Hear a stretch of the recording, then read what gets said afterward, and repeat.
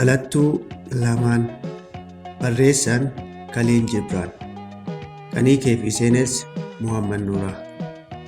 Mootichi waltajjii maasaraa isaa irra dhaabbatee bayii uummataa sirnicha sababeeffachuun affeerameef wayita haasaa godhu, isinii fi biyya carra-qabeettii kanaan mootiin maqaa maatii kabajamaa kanaa baatuu fi ittiin boontan waan dhalateef baga gammaddan jechuun barbaada. Inni nama hidda dhalootaa maatii guddaa fi miidhagaa kanaa itti fufsiisuu fi hegereen bareedaan biyya kanaa harka isaa jirudha. Sirbaa gammadaa jedhe.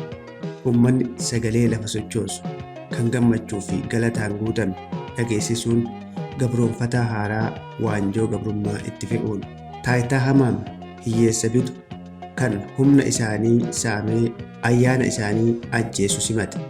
Kunuu carraa ta'ee uummanni dhalachuu amiira haaraaf sirbee gammachuun dhugaa jira. Yeroo kanatti biyyuma kana keessatti daa'imni biraa tokkos addunyaa kanatti dhufeera. Yeroo uummanni kan humna qabu saaduu fi abbaa irree boru isa bitu faarsee sirbuun of xiqqeessuu fi maleekonni samiirraa dadhabinaa fi gabrummaa namoota kana ilaalanii boo'aa jiran kanatti dubartiin dhibamtuun tokko dhiphachaa jirti. Godoo onaa dulloomtuu tokko keessa siree gogarra daa'ima dhalattuu huccuu bututtuun maramee qooqan du'uu ka'e bira ciiftee jirti. Dubartii rakkattuu fi dararamtuu dhala namaatiin gatamte kan abbaan warraa kiyyoo du'aa bittaa mootichaan diriireen irraa kufee jireenya kophaaf ishee saaxile kan Waaqayyo halkan sana akka hojjettee hin jiraanneef waahila xiqqoo kanatti erge.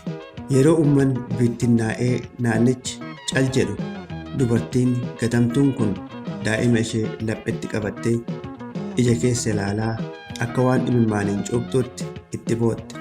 Akkas jettee sagalee beelli laaffiseen daa'ima isheetti haasofte. Maaliif addunyaa ayyaanaa dhiibtee hadhaa biyya lafaa na waliin dhandhamuuf dhufte?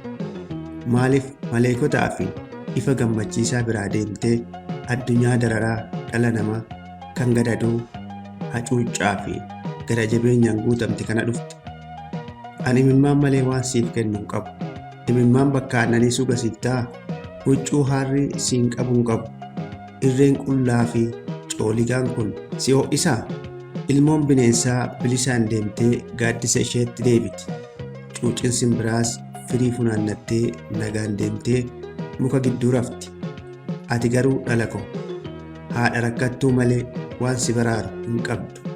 Achi booda dhalattuu ishee harma gogatti qabdee akka waan qaama lameen akka duraan turetti deebistee tokko gochuu barbaaddee harka itti martee ofitti qabde. Ija ishee gubaa jiru gara samiitti naannessitee akkas jette. Waaqayyo, uummata carra-dhabeessa biyya koo kanaaf araarame. Battaluma sanatti duumessi fuula addeessarraa haqamee ifti isaa mana ontuu sana seenee reenfa lamaan irra qubate.